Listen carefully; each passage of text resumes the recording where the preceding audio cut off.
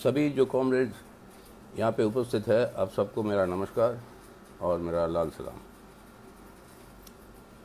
आज 19 सितंबर 2007 में कॉमरेड धाकड़ हम सबको छोड़ के चले गए इस दुनिया से। इन 13 सालों में बहुत कुछ बीता।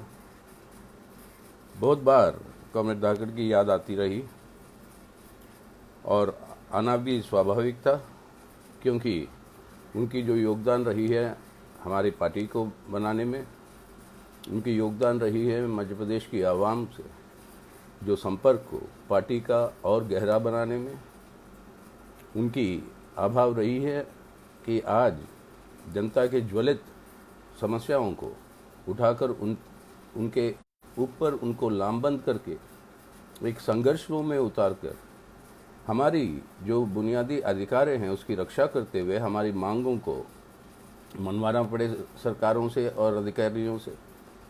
इन सभी क्षेत्रों में कॉमरेड धाकड़ का एक बहुत बड़ा भूमिका है। आज उनकी याद में 13 साल बाद ये पार्टी ऑफिस का उद्घाटन हो रहा है। बड़ी अच्छी बात ही नहीं, खुशी की बात है, क्योंकि ये कम्युनिस्ट पार्टी के लिए ऑफिस का मतलब क्या होता है। ये ऑफिस कोई पोस्ट ऑफिस जैसा पत्र भेजने के लिए, सर्कुलर भेजने के लिए काम का ऑफिस नहीं होता। कम्युनिस्ट पार्टियों का ऑफिस होता है वो एक क्रांति का केंद्र है, हमारी क्रांतिकारी आंदोलन का केंद्र है। और इस केंद्र से ही जन आंदोलनों को मजबूत करते हुए हम जो है आगे बढ़ सकते हैं कि एक ऐसी समाज की स्थापना करें जहाँ पर बिना शोषण के एक इंसान किसी और इंसान पे शोषण ना करे। उस तरीके की समाजवादी व्यवस्था को कायम करने के लिए उन संघर्षों को तेज करना, उस वर्ग संघर्ष को तेज करना, वो केंद्र है आज एक कम्युनिस्ट पार्टी की पार्टी ऑफिस। और वो कॉमरेड धाकड़ की याद में आज उनको स्मरण करते हुए, उनको अपनी श्रद्धांजलि और लाल सलाम पेश करते हुए हम इस ऑफिस का उद्घाटन कर रहे हैं। इसके लिए आप सबको मेरा लाल सलाम। और आने वाले दिनों में इस ऑफिस का एक बहुत बड़ा भूमिका होगी ज़रूर हमारे जन आंदोलन को और तेज़ी के साथ आगे बढ़ाने के लिए।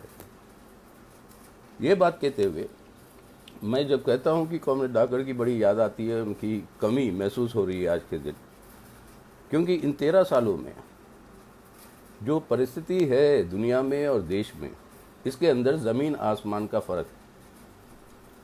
और ऐसे कठिन समय पर जो आज हम गुजर रहे हैं हम सब लोग, उस समय कॉमरेड धाकड़ जैसे एक सक्रिय कॉमरेड की खास ज़रूरत है, क्योंकि वो प्रोत्साहन देते थे लोगों को कि इस व्यवस्था के खिलाफ, इस शोषण के खिलाफ आज जिस तरीके के एक नफरत और हिंसा की वातावरण है, सांप्रदायिक ध्रुवीकरण को तेज करते हुए जो बढ़ रही है, इसके खिलाफ हमें आवाज़ उठाते हुए संघर्ष करने के लिए वो प्रेरणा जो मिलती थी उसकी कमी लेकिन जाहिर बात है इस कमी को आपको और हमें और आज की पीढ़ी को इसको पूरा करना है, क्योंकि कई पहलू थे कॉमरेड धाकड़ के। एक बड़े माने हुए वकील थे, वकालत छोड़ दी, बहुत आमदनी होती थी, वो छोड़कर पार्टी के सक्रिय कार्यकर्ता बन गए, होल टाइमर, और इमरजेंसी में पूरा समय जेल में बिताया।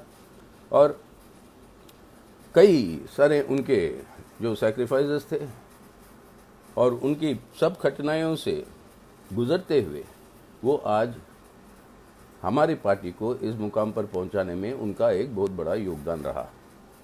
तो इसलिए ये कमी को आज पूरा करना है तो हमें समझना है कि आज की ठोस परिस्थितियों की हालत क्या है। उन ठोस परिस्थितियों की एक ठोस विश्लेषण करते हुए हमें जो है हमारी कार्यनीति को अपनानी होगी, जिसके आधार पर हम अपनी मकसद तक आगे बढ़ सकें।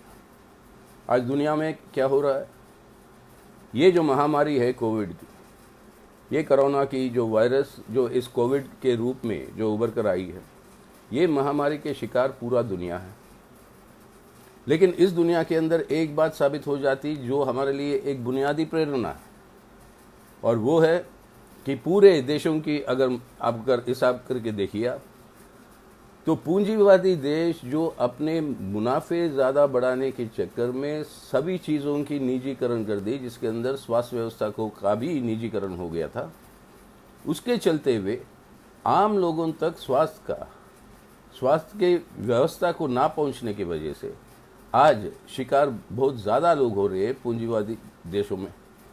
इसी के मुकाबले में आप देखिए समाजवादी देशों में सबसे पहले ये प्रकट होकर उभर कर आई दुनिया के सामने चीन के अंदर, वुहान में, जब पता नहीं था कि ये क्या किस तरीके की कीटाणु हैं ये और किस तरीके से इसे निपटा जाए। लेकिन चीन ने और उसके साथ साथ WHO, दुनिया के पूरे वैज्ञानिक और पूरे साइंटिस्ट सब लोग मिलकर इसका विश्लेषण करके जांच करके ये सब पता चला कि किस तरीके से इसे निपट सकते हैं। लेकिन उस निपटने में क्या कामयाबी अगर सबसे ज़्यादा किसी को हुई, वो हुई है समाजवादी देशों में। आज उसी चीन में देखिए पूरे दुनिया के अंदर इस महामारी के चलते हुए, लॉकडाउन के चलते हुए एक भारी आर्थिक मंदी फैल चुकी है और दुनिया की GDP का जो तरक्की है, ग्रोथ रेट है, वो कहते हैं कि अब -10% तक पहुंचेगा। हमारे देश को देखिए आप, पिछले 3 महीनों के अंदर हमारे देश के अंदर GDP की गिरावट हुई है 23% 9 पॉइंट में, यानी तकरीबन 24% की घाटा हमारी GDP में हुआ है, जो 25 सबसे बड़े अर्थव्यवस्था के देश है उसके मुकाबले में देखते हो सबसे बुरी हालत अपनी भारत की है। और उल्टा चीन को देखिए, इसी 3 महीने में वो एकमात्र बड़ा अर्थव्यवस्था है जो अपनी GDP को जो गिरावट हुई थी पिछले 6-7% की पिछले 3 महीनों में, उससे ऊपर उठ के आज 3.2% की उनकी बढ़ोतरी हुई। उसी तरीके से देखिए क्यूबा को, क्यूबा के अंदर इस महामारी से निपटते हुए आज क्यूबा जो है डॉक्टर और जो मेडिसिन है, दवाइयाँ, ये 50 देशों तक जो है वो पहुंचा रही है ताकि वो देश इस महामारी से निपटने में उनको जो है मदद मिले। वियतनाम को देखिए, इतने महीने के बाद, 9 महीने के बाद सिर्फ वहाँ पे कुल मौत हुए हैं आज की, पहले कुछ 6 महीने तक एक भी मौत नहीं था, अब है 35 लोगों की मौत की खबर है वियतनाम में। तो समाजवादी देशों के अगर मुकाबले में अगर आप देखेंगे पूंजीवादी देशों को, ये हालत आपको साफ नजर आ रही है। और इसके अंदर इस महामारी और उसके साथ ये आर्थिक मंदी के चलते हुए बेहद जो बेरोजगारी बढ़ गई पूरे दुनिया में, बेहद जो अमीर और गरीब के बीच में फासला जो बढ़ता जा रहा है, यानी मुनाफे बनाते जा रहे हैं अमीर लोग, खरबपतियों की संपत्ति और बढ़ी है, दुनिया में बढ़ी है और अपने देश में अंबानी और अदानियों की संपत्ति और तेजी के साथ बढ़ी है। यानी शोषण में कोई कमी नहीं हुई, आम लोगों के ऊपर शोषण करते हुए अपने मुनाफे की व्यवस्था बढ़ा रहे हैं, ना सिर्फ बनाए रख रहे हैं, उनको बढ़ा रहे हैं। लेकिन लोगों के लिए भूखमरी, लोगों के लिए बेरोजगारी, लोगों के लिए ज़िंदगी में सिर्फ तरसना ही बचा हुआ है और उसके लिए कोई भी जो मदद जो सरकारों को देनी चाहिए पूंजीवादी देशों में मिल रही है। इसके खिलाफ जाहिर है गुस्सा है, लोगों में असंतोष है और इस असंतोष कहीं आप संघर्षों में ना उभरें, इसके लिए ये पूरा महामारी की व्यवस्था को इस्तेमाल करके लॉकडाउन के नाम पर, धारा 144 के नाम पर लोगों को लामबंद ना होने दें, संघर्षों में ना उतरने दें और सरकार अपनी मनमानी से अपनी काम करते जाएगी, अपनी शोषण बढ़ाते जाएगी। तो इसके ऐसे परिस्थितियों में किस तरीके से हमें संगठित होकर आम लोगों की समस्याओं को उठाते हुए सरकारों पे दबाव डालना, ये एक बहुत बड़ा चैलेंज है, ये एक बहुत बड़ी चुनौती है हमारे सामने। और इस चुनौती का सामना करने के लिए शासक वर्ग क्या कर रही है पूरे दुनिया के अंदर और अपने देश के अंदर भी, कि ये जो लोगों के अंदर जो गुस्सा है, जो असंतोष है, वो संगठित होकर इसी शोषण की व्यवस्था के खिलाफ ना उठ बैठे, एक राजनीतिक विकल्प को सामने रखते हुए। और वो राजनीतिक विकल्प है समाजवाद का। वो समाजवाद की राजनीतिक विकल्प सामने ना आए जोरों से तो इसके लिए शासक वर्गों के लिए ज़रूरत है कि ये एकता जो उभर रही है संघर्षों में, इस एकता को तोड़े, इस एकता को डिसरप्ट करें। और इसके लिए कई सारे मुल्कों में कई सारी तरीके अपनाए हैं, और इसीलिए इसी को कहते हैं हम एक दक्षिणपंथी झुकाव है राजनीति में। दक्षिणपंथी झुकाव का मतलब क्या है कि लोगों के अंदर जो उभरता हुआ जो असंतोष है वो संगठित रूप में मजदूर वर्ग के नेतृत्व में इसी व्यवस्था के खिलाफ एक राजनीतिक विकल्प के रूप में ना उभर कर आए। तो इसलिए उस एकता को तोड़ना, ये डिस्टर्ब करने के लिए जज्बाती बातों को, जज्बाती सवालों को उठाते हुए जनता के बीच में, संघर्षशील जनता के बीच में फूट डालने की ये है कोशिश। और इसी के लिए कहते हैं कि ये दक्षिणपंथी रुझान, जहां पर भी एक तानाशाही रुझान वाली सरकारें देखें, आप अमेरिका को देखिए, ट्रम्प साहब अपने चुनाव की तैयारियों में है पूरी अमेरिका। ट्रम्प साहब फिर बनना चाहते हैं देश के राष्ट्रपति, और उसको बनना है तो जिस तरीके की व्यवहार उन्होंने किया महामारी से निपटने में, जो असफल रहे, इस आर्थिक मंदी से लोगों को राहत पहुंचाने में असफल रहे, तो इस असफलता को छुपाने के लिए जो अत्याचार वहाँ पे हो रही है उस समाज के अंदर, जो हमारे चमड़े के रंग के हिसाब से जो भेदभाव जो होता है, और पूरे दुनिया में वो जो जॉर्ज फ्लॉयड का जो खून हुआ है रंगे हाथ, उस खून के खिलाफ एक बहुत बड़ा मुहिम उठ बैठा है जिसे कहते हैं ब्लैक लाइव्स मैटर। काले चमड़े वाले लोगों को भी या ना सफ़ेद चमड़े वाले लोगों को उतनी ही इंसानियत के अधिकार है, इंसान के अधिकार है जितनी बाकी लोगों को है। इस भावना के ऊपर जो उभरा एक आंदोलन, उसका जवाब क्या है ट्रम्प साहब का? उन्होंने जवाब दिया वाइट पावर, यानी नस्लवाद की भेदभाव जनता के बीच में। उस भेदभाव को और जोरों से करते हुए वो अपनी वाइट वोट बैंक को मजबूत करने की कोशिश में लोगों के बीच में वो संघर्षशील एकता को वो वहाँ पर नस्लवाद के आधार पर उसको जो है तोड़ रही है। उसी तरीके से जो एक फांसीवादी तानाशाह है ब्राज़ील में बोल्सोनारो, टर्की में एर्दोगान, और अपने देश में मोदी साहब, सबका एक ही रुझान है कि आज ये उभरता हुआ जो असंतोष संगठित रूप ना ले, इसके पीछे इनको जो आपको फूट डालने की जगह तो जज्बाती तरीके से आप यहाँ पर अपने देश के अंदर सांप्रदायिक ध्रुवीकरण को और तेज़ी के साथ बढ़ाए। हिंदू मुसलमान के बीच में यहाँ पर जो अब तनाव जो उनका जो पहले से ही चलता रहा है और अब तेज़ हो रहा है, और इनके पीछे सिर्फ यही मकसद नहीं है अपने हिंदुस्तान में कि संघर्षशील जनता की एकता में फूट डाल के वो जो है आंदोलन को आगे ना बढ़ने दे। वो एक ज़रूर एक अहम मुद्दा है शासक वर्गों के लिए, लेकिन अपने देश के अंदर एक और अहम मुद्दा है, और वो अहम मुद्दा है जो एक आरएसएस का जो व्यू और दृष्टिकोण रहा है, जो आज़ादी के आंदोलन से अंदर से ही पैदा हुई। जो दृष्टिकोण ये था, क्या था आरएसएस का व्यू? सवाल ये था कि आज़ाद हिंदुस्तान का नक्शा क्या होगा, उसका चरित्र क्या होगा। और उस चरित्र में एक तरफ से उस अपनी राष्ट्रीय आंदोलन का नेतृत्व उस समय जो दे रही थी कांग्रेस पार्टी, वो कांग्रेस का व्यू रहा कि एक धर्मनिरपेक्ष जनतंत्र का गणराज्य बनेगा आज़ाद हिंदुस्तान।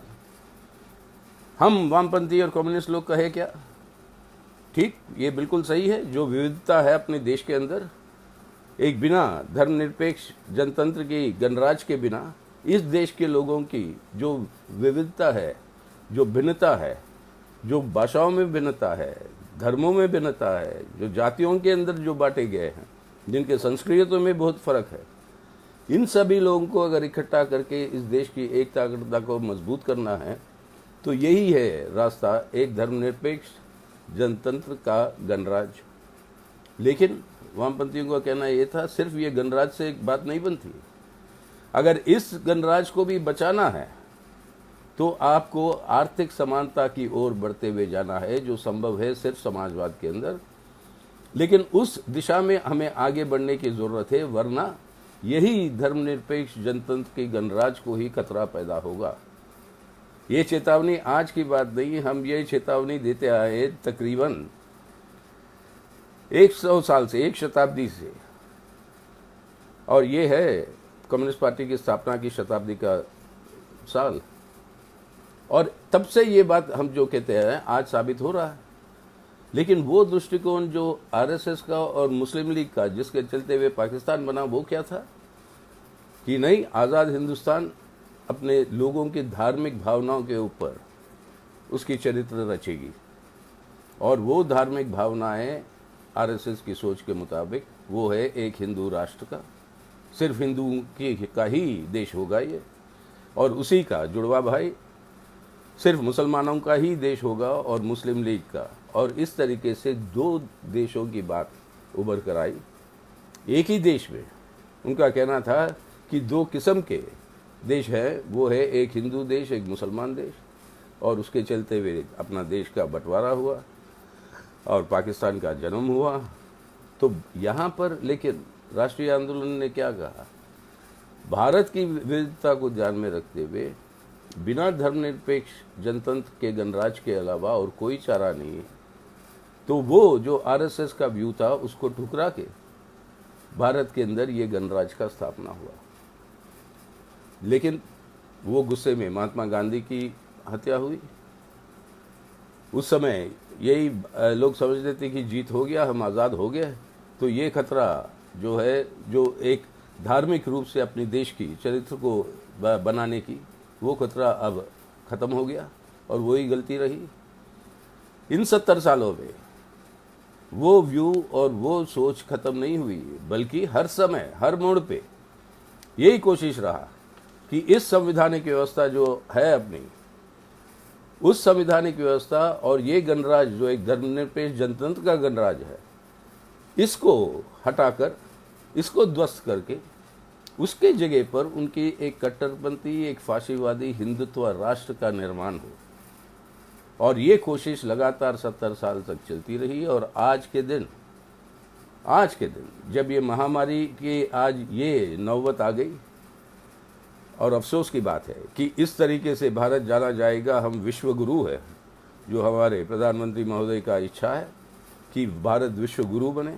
आज विश्व हम नेतृत्व दे रहे दुनिया में सबसे ज़्यादा इस कोरोना के शिकार के, सबसे ज़्यादा कोरोना की वजह से मौत के हर दिन जो आंकड़े जो आ रहे हैं, उसके अंदर आज के दिन भारत सबसे आगे है। बेशक अमेरिका के अंदर हमसे ज़्यादा लोग इसके शिकार हुए हैं, लेकिन हर दिन के आंकड़े के हिसाब से देखो तो सबसे ज़्यादा अपने भारत से निकल कर आ रहे। ये दुर्भाग्य है कि इस तरीके की पहचान हो भारत की। और दूसरी ओर करोड़ों के लोगों की नौकरियां गई। आज जो तनख्वाह पे है मुलाजिम, उनके अंदर ये कहते हैं कि कम से कम 2 करोड़ से ज़्यादा मुलाजिमों की नौकरियों की छटनी हो गई। और ऐसी आत्मनिर्भरता के नाम पर जो आर्थिक संस्करण जो ले आ रहे हैं, वो आर्थिक नीतियाँ जो लागू कर रहे हैं, इसके अंदर अपनी देश की पूरी संपत्ति जो सार्वजनिक संपत्ति है, उस संपत्ति का लूट हो रहा है। हर पब्लिक सेक्टर की निजीकरण हो रही है। अपने रेलवे से लेकर आपके सब पोस्टल डिपार्टमेंट, डिफेंस डिपार्टमेंट, आपके तेल, आपका सभी उद्योगों में, आप MTNL की बात करो, BSNL की बात करो, सभी के अंदर आप जो है ये निजीकरण का रिवाज शुरू हो गया है, LIC और बैंकों से लेकर। और इसके चलते हुए और कई करोड़ों लोगों की नौकरियों की छटनियाँ हो रही है, या उनको कंपलसरी रिटायरमेंट लेनी पड़ रही है। तो ऐसी हालत में लोग जो है, भूखमरी देश के अंदर बढ़ रही है, बेरोजगारी बढ़ रही है। आज सरकार से यही मांग हम कहते रहे कि भाई हर परिवार को जो इनकम टैक्स जमा नहीं करता, उन परिवारों को 7,500 रुपये हर महीना आप कैश ट्रांसफ़र दीजिए अगले 6 महीने तक। 10.5 करोड़ टन अनाज आपका सड़ रहा है आपके गोदामों में। या सड़ रहा है या चूहे खा रहे हैं और इंसान भूखा मर रहा है। अरे इस अनाज के अंदर 10 किलो अनाज हर महीने हर व्यक्ति को मुफ्त में दीजिए आप अगले 6 महीने तक।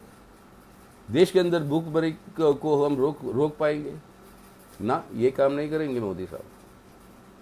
आज हाथ खड़े करके कह रहे हैं आप झेलिए। अब लोगों के लिए उनका संदेश यही है, सरकार की कोई जिम्मेदारी नहीं है, आप झेलिए। और कुछ बात कहो तो कहेंगे कि राज्य सरकारों से बात करो। अरे राज्य सरकारों के पास जो साधन जो उनको मदद करने के लिए देनी चाहिए वो नहीं दे रहे। साधन की बात छोड़िए, जो बकाया है उनका, जो टैक्स का, जीएसटी के टैक्स का, वो बकाया पूरा नहीं दे रही है केंद्र। लेकिन उल्टा प्रधानमंत्री महोदय अपने नाम पर एक निजी फंड ट्रस्ट बना चुके हैं जिसके अंदर पैसा जमा कर रहे हैं।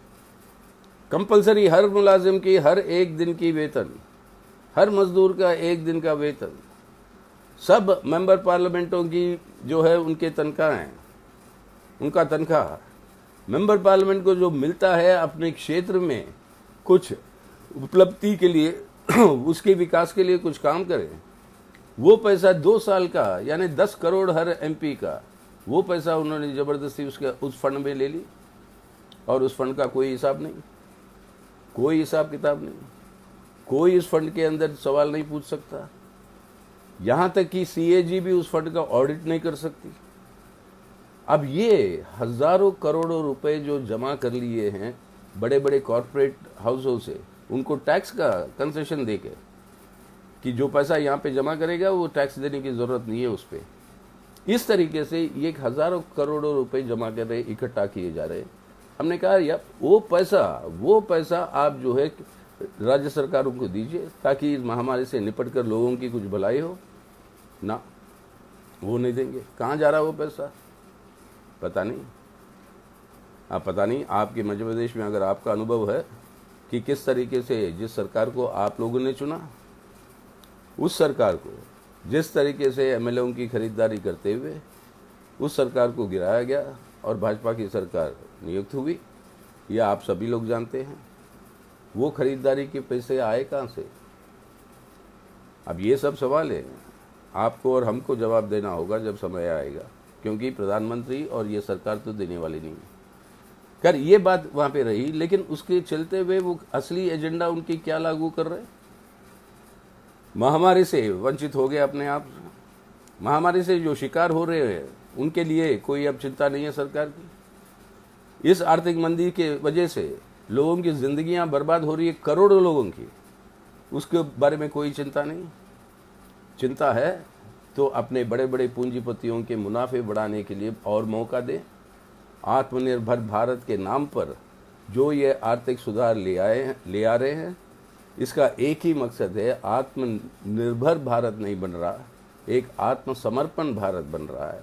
अपनी देश की संपत्ति हम समर्पित कर रहे हैं विदेशी और देशी पूंजीपतियों को, ताकि वो मुनाफे अपने बढ़ाते जाए। लोग बेशक भूख से तरसते हुए अपनी ज़िंदगी ख़त्म हो जाए, लेकिन वो मुनाफों की रास्ता वो खोल रखे ताकि उनकी समर्थन इनको मिले। और ये करते हुए वो अपनी एजेंडा, इस ध्रुवीकरण को, सांप्रदायिक ध्रुवीकरण को और तेज़ी के साथ आगे ले जा रहे हैं।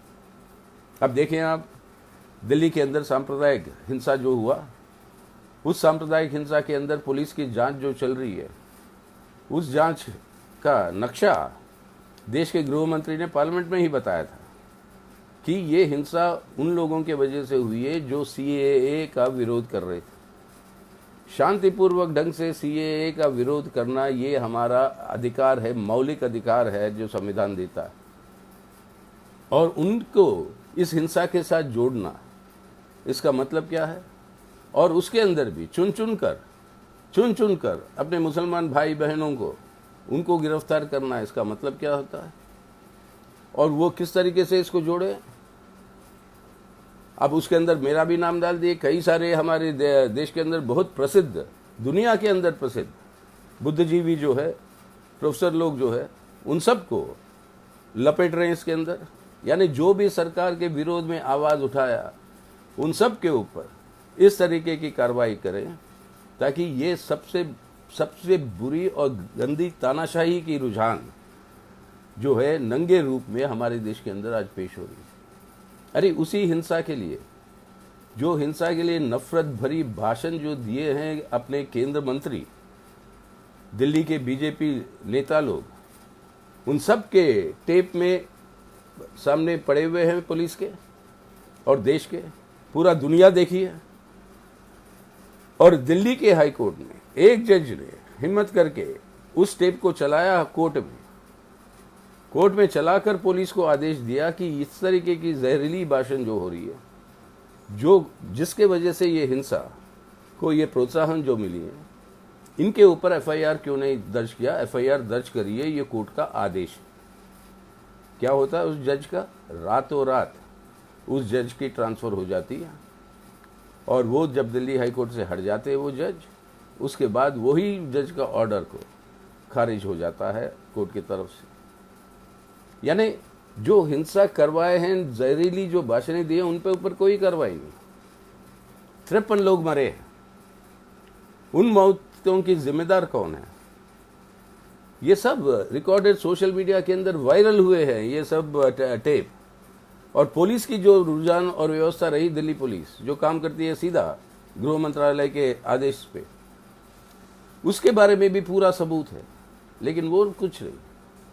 सीआईए, एनआरसी, एनपीआर के खिलाफ जिन्होंने देश भर में शांतिपूर्वक ढंग से जिन्होंने लोगों को लामबंद किया, उन सब को निशाना बनाते हुए आज जो है उनके ऊपर कार्रवाई हो रही है। और इसके अंदर अपनी सांप्रदायिक रुझान के चलते हुए मुसलमानों के ऊपर और माइनॉरिटीज़ के ऊपर टारगेट करके ये जो है, और इस टारगेट के अंदर आप याद कर लीजिए, उन्हीं के गुरुजी का, आरएसएस के गुरुजी का कहना था, गुरुजी माने उनके गुरुजी जो गोलवलकर साहब थे, कि 3 अंदरूनी दुश्मन हैं उनकी व्यू जो हिंदू राष्ट्र बनानी है, एक फांसीवादी व्यवस्था, उसके लिए रुकावट के।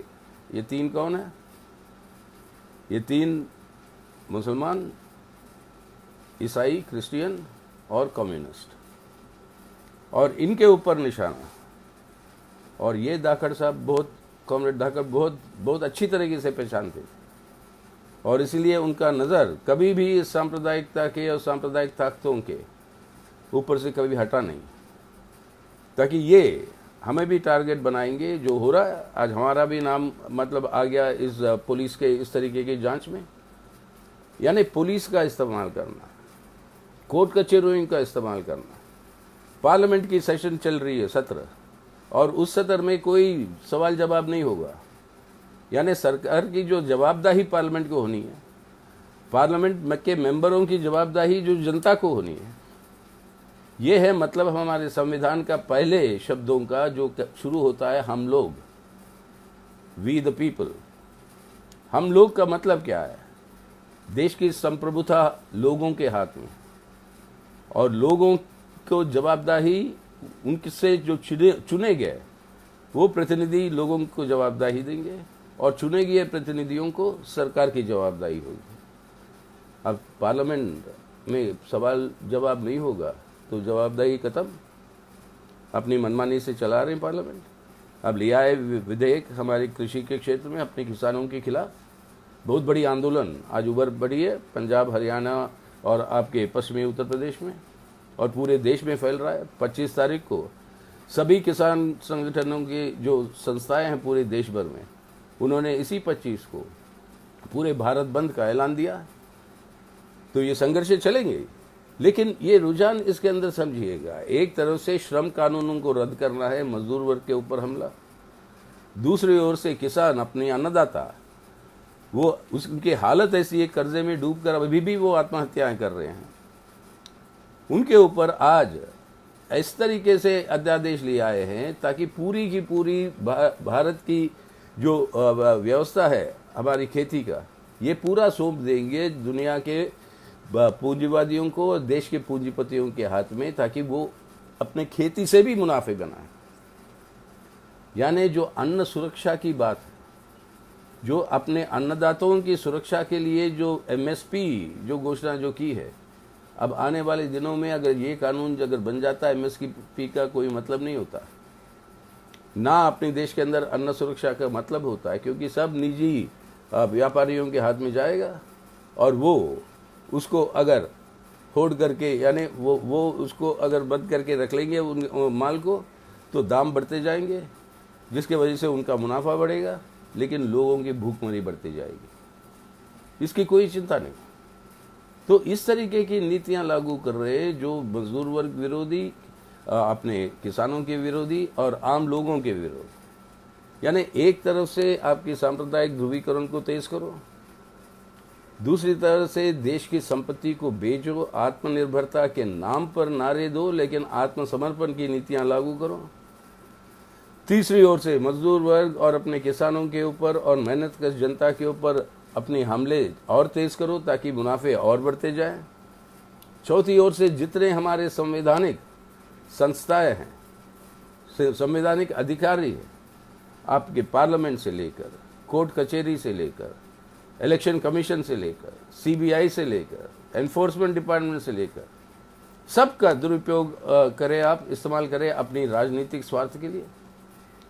अगर पैसे देकर लालच में कोई विधायक चुने हुए पार्टियों, जिस पार्टी से चुने गए उस पार्टी को छोड़कर भाजपा में नहीं आता, तो उनके ऊपर ईडी का केस, उनके ऊपर कोई ना कोई जांच और उस जांच के चलते हुए उनको जेल। अगर आप अपनी पार्टी को छोड़कर भाजपा के साथ जुड़ गए, जितने भी भ्रष्ट हो आप, जितने भी बड़े अपराधी हो आप, आपके संरक्षण। ये है तरीका उनका, जिस तरीके से जनतंत्र को ही ध्वस्त कर रहे हैं। आज यही कहते हैं लोग, आम लोगों के अंदर ये रुझान बैठ रही है कि चुनाव अगर होते हैं, जो भी जीता चुनाव, बेशक बीजेपी हार जाए चुनाव, लेकिन सरकार बीजेपी ही बनाएगी। ये कोई जनतंत्र है? ये पूरा का पूरा हमला आज जनतंत्र को ध्वस्त करने वाली। तो इस तरीके से कोई भी आज सरकार के खिलाफ आवाज उठाएगा, उसके ऊपर आज जो है या यूएपीए या एनएसए या सेडिशन, इस तरीके से विरोधी आवाज को चुप करवाना, बंद करवाना। तो इसलिए हमने कहा कि भाई हमारी पीढ़ी, धाकड़ साहब की पीढ़ी जेल में थे पूरे 18 महीने इमरजेंसी में। हम लोगों ने इमरजेंसी के खिलाफ लड़कर, आपकी आज की नेतृत्व पार्टी की सब इमरजेंसी के खिलाफ लड़कर इस देश के अंदर जनतंत्र का पुनर्स्थापना किया। आज उससे बड़ा हमला आज हमारे जनतांत्रिक व्यवस्था पे हो रही है। ना सिर्फ जनतांत्रिक व्यवस्था पे, पूरे संवैधानिक व्यवस्था पे, पूरे संवैधानिक व्यवस्था पे आज जो है एक बहुत बड़ा हमला हो रहा है। क्योंकि जैसे मैं पहले कह रहा था आपसे, उनका मकसद है इस संवैधानिक व्यवस्था को ध्वस्त करके, इस संवैधानिक व्यवस्था को ध्वस्त करने के आधार पे उनका व्यू जो है, जो एक कट्टरपंथी, एक नफरत भरी, एक फांसीवादी हिंदुत्व राष्ट्र का निर्माण, और उस राष्ट्र के निर्माण की तैयारी में संवैधानिक व्यवस्था को ही ध्वस्त किया जा रहा है। आज उत्तर प्रदेश जो भाजपा की सरकार है, नया कानून ले आई। वो कानून क्या कहता है कि अगर कोई मुसलमान और हिंदू परिवारों के बच्चे बच्चियां, लड़के लड़कियां, अगर वो कोई शादी करेंगे तो हर उस तरीके की शादी पे ऊपर लव जिहाद का इल्ज़ाम लगाई जाएगी और कार्रवाई होगी। तो इस तरीके की बातें जो हो, इस तरीके के कानून जो लाए जा रहे हैं, इसके अंदर अपने देश की एकता, अखंडता को ही बहुत बड़ा खतरा है। लेकिन इस पूरे 6 महीनों के अंदर, 6-7 महीनों के अंदर इस लॉकडाउन के नाम से या इस महामारी को निपटने के नाम से वो अपनी खुद की एजेंडा, इस देश को बदलने का एजेंडा जो है लागू कर रहे हैं। उनका असली चाल, चेहरा, चरित्र और चिंतन, जो वो बड़े गर्व से कहते थे कि ये हमारे अलग है, आज स्पष्ट हो गया कि वो बिल्कुल अलग है। वो बिल्कुल अलग है, हमारे भारत के संविधान से अलग है, हमारे भारत के लोगों से अलग है, और वो अपनी एक कट्टरपंथी, तानाशाही, फांसीवादी व्यवस्था को बरकरार रखना चाहते। और इसके लिए लोगों की मानसिकता पे एक बहुत बड़ा हमला, आज हमला ही नहीं, एक नई किस्म की, वो जो है एक नया किस्म की वो एक सोच जो है लोगों के सामने पेश कर रहे हैं। और वो क्या है? आज आपने देखा होगा प्रधानमंत्री का जो भाषण था लाल किले से, उसके अंदर भी कौन से रंग थे, तिरंगे के और कौन से नहीं थे, वो सब लोग देख रहे थे। और उस भाषण के आधार पर ही उसके अलावा जो 5 तारीख को जो मंदिर का निर्माण के लिए जो सुप्रीम कोर्ट जो अपनी एक वर्डिक्ट दी थी, एक राय दिया, ज़रूर दिया। हम सभी पार्टियों ने कहा कि जो भी राय सुप्रीम कोर्ट देगा उसको मानेंगे, लेकिन वर्डिक्ट दिया ज़रूर सुप्रीम कोर्ट ने, लेकिन न्याय नहीं दिया। और वो न्याय नहीं दिया, और वो वर्डिक्ट में भी उन्होंने कहा कि एक निजी ट्रस्ट जो है उस मंदिर का निर्माण करेगा। लेकिन ट्रस्ट की जगह प्रधानमंत्री स्वयं पहुंच गया। वहाँ की मतलब उत्तर प्रदेश के राज्यपाल थे, उत्तर प्रदेश के मुख्यमंत्री थे, और साथ में आरएसएस के प्रमुख भी थे। और ये सब बनकर ये एक सरकारी फंक्शन हो गई कि सरकार निर्माण कर रही है आपका इस मंदिर। और उसी के साथ साथ क्या है, पूरा का पूरा नया इतिहास का रचना जो कर रहे हैं वो क्या है? 15 अगस्त 1947 को देश को और हम सबको आज़ादी मिली। मैं भी पैदा नहीं हुआ था तब तक। पैदा होने आज़ादी के 5 साल पहले हम पैदा हुए। हम में से ज़्यादातर 90% लोग उस आज़ादी के बाद ही पैदा हुए। वो आज़ादी का दिन है 15 अगस्त 1947। 5 अगस्त 2019 जब हम जम्मू कश्मीर के राज्य को ख़त्म कर दिया और धारा 370 जिसके आधार पर जम्मू कश्मीर के लोग जुड़े थे भारत के साथ, उसको रद्द कर दिया। और उसके वो कहते हैं कि आज कश्मीर को भारत के साथ मिला लिया। तभी कई सारे कश्मीरी अपने पार्टी के भी कश्मीर के नेता लोग कह रहे थे अब ये देखने का समय आ गया कि जम्मू कश्मीर को भारत के साथ जुड़ा या भारत जुड़ गए जम्मू कश्मीर के साथ। जिस तरीके की तानाशाही की व्यवस्था वहाँ पे है उसी तरीके की अब पूरे देश में फैलेगी, और वो अब देख रहे हैं।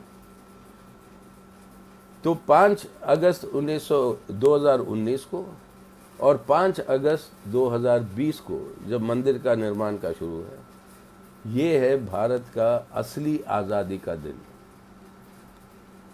जो मोदी साहब हम सबको दिलवा रहे हैं। यानी 15 अगस्त को सिर्फ स्वतंत्रता दिवस है, इंडिपेंडेंस डे है। 5 अगस्त जो है हमारी असली फ्रीडम का दिन। और ये इस तरीके की सोच के चलते हुए, और वो पूरा का पूरा भाषण जो प्रधानमंत्री दिए अयोध्या में, वो तो एक हिंदुत्व राष्ट्र का निर्माण का ही एक भाषण के रूप में था। यानी इस सोच के लिए अपनी देश का ही, इस संवैधानिक व्यवस्था का ही चरित्र बदल रहे हैं। और ये चल रहा है लोगों के ऊपर शोषण को तेज करते हुए, मजदूर वर्ग के अधिकारों को ख़त्म करते हुए, किसानों की और अपने अन्नदाताओं के पेट पर और लाठी मारने की, और इस तरीके से देश की संपत्ति की लूट, देश की संपत्ति को गिरवी रखे आपके विदेशी पूंजी और देश के बड़े बड़े पूंजीपतियों को के सामने, ताकि वो अपने मुनाफे बढ़ाते जाएं, और देश के आम मेहनत कुछ लोगों के लिए बर्बादी। ये है व्यवस्था।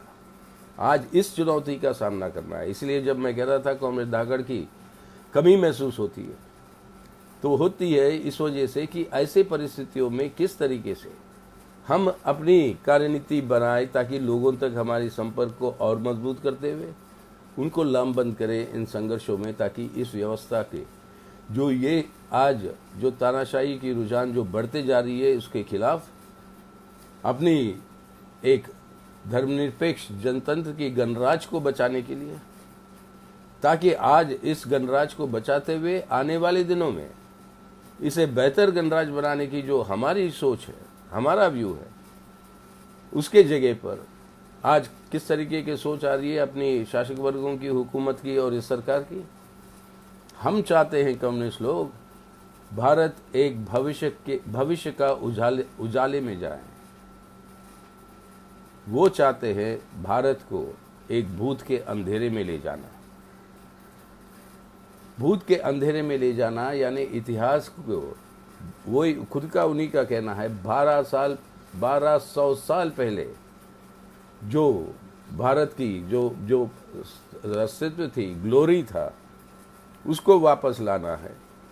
यानी 1200 साल पहले जब दिल्ली सुल्तनत बनी, जब कुछ मुसलमान लोग जब आए थे, तुर्की लोग आए थे, उस समय को उनकी डेट है, उससे पहले की भारत वो जाना चाहते हैं। यानी 1200 साल पीछे भूत में हमें ले जाना चाहते हैं। और हम कम्युनिस्ट चाहते हैं हम भविष्य के उजाले में जाए। ये है बुनियादी फ़र्क।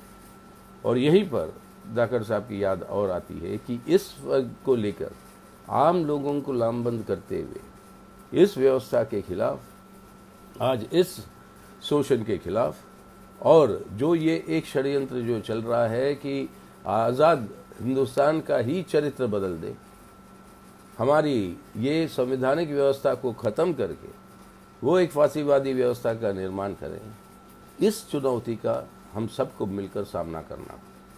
ये है महत्व आज के दिन एक कम्युनिस्ट पार्टी की ऑफिस की, कि यहाँ से केंद्रित होकर उस जन आंदोलनों को तेज़ करने वाली जो पूरा का पूरा काम और केंद्र जो है एक ऑफिस होता है।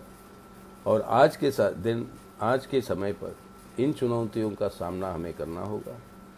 और इस चुनौतियों को सामना करने के लिए एक और बात हमें याद रखनी होगी कि ये सब काम करते हुए ये मोदी सरकार आज भारत को एक अमेरिकन साम्राज्यवाद के एक धुमचल्लू के बीच के तरीके से उतरा दिया। अब जो है एक जूनियर पार्टनर बन गया हम अमेरिका के, और अमेरिका की पूरी दुनिया के ऊपर उसकी हुकूमत को मजबूत करने की अमेरिकन साम्राज्यवाद की जो कोशिश है, उसके हिस्सेदार बना दिया मोदी साहब ने हम सबको, अपने देश को। और इससे अपने देश के लिए और अपने देश के लोगों के लिए फ़ायदा की बात छोड़िए, लेकिन बहुत भारी नुकसान होने की परिस्थिति है। तो आज इन चुनौतियों का सामना करना है कॉमरेड हमें, और ये चुनौतियां को सामना करना है तो याद रखिएगा, जैसे मैं पहले भी कह रहा था, निशाना बनाने की कोशिश करेंगे। और जितना धाकड़ साहब की ज़िंदगी से सीखना है, जितना ज़्यादा वो हमारे ऊपर हमला करने की कोशिश करेंगे, उतना ही ज़्यादा हमारी सक्रियता, हमारी एकजुटता बढ़ती है। और वो हमें और मजबूत करते हुए हमें आज के दिन इन चुनौतियों का सामना करना है। और ये सब काम आप सभी लोग मिलकर, हम सब लोग मिलकर, पूरी देश की जनता को साथ लेते हुए हमें जो है इस काम के लिए आगे बढ़ने की ज़रूरत है। और ये मैं उम्मीद कर रहा हूँ हम सब करेंगे अपने देश के हित में, इस समाज को बदलने के हित में, एक बिना शोषण के समाज की स्थापना के लिए। और आने वाले दिनों में अपने देश की जनता के खातिर आज ज़रूरत है कि इस हुकूमत की इन नीतियों का पूरा विरोध करते हुए दबाव डाले कि उनको वो वापस ले या वो वापस जाए।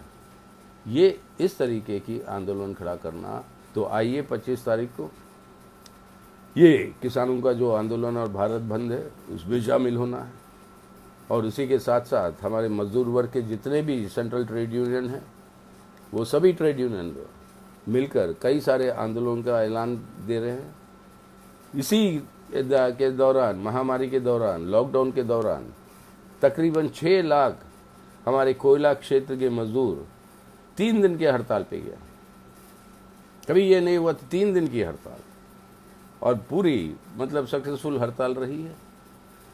कई सारे पब्लिक सेक्टर यूनिटों में अब हड़तालों का नोटिस दे चुके हैं, बैंकों से लेकर। तो ये आने वाले दिनों में ये जन संघर्ष बढ़ेंगे और हम सबको उनके साथ रहना ज़रूरी नहीं, सिर्फ रहना ही ज़रूरी नहीं है, लेकिन उनके साथ जनता को जोड़ते हुए आज इस व्यवस्था को बदलने के लिए हमें और तेज़ी के साथ और दृढ़ता के साथ हमें काम करने की ज़रूरत है। ये हमारा पुनर्संकल्प हमें लेनी है आज, और ये कब सब हम सब लोग मिलकर करेंगे, ये हमारा विश्वास है। और इसी विश्वास के साथ मैं आप सबको मेरा लाल सलामी फिर से देते हुए मेरी बात अब मैं ख़त्म करता हूँ। धन्यवाद।